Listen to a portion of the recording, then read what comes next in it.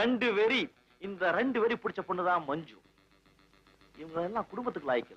எனக்கு அத தண்ணி சாப்பிடுவோம் வாயிலிருந்து வர்ற வார்த்தைகள்லாம் ரொம்ப சுத்தமா இருக்கும். மஞ்சு அமைதியைத்தான் தேடுறான்னு உன்னால எப்படிடா சொல்ல முடியும்? அப்படிப்பட்ட அமைதியை கொடுக்கக்கூடிய ஆண்களை இன்னுமா சந்திக்கல? இல்ல மீரா மாதிரி ஆண்டாள் மாதிரி கடவுளையே அழியணும்னு காத்துக்கிட்டு இருக்கலாம் என்ன? அருண் பேசிக்கலி அவ திருப்தி அடையாத பொம்பளையா இருக்கலாம்.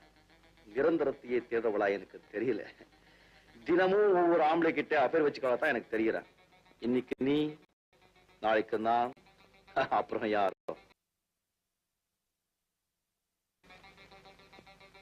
Please stop it.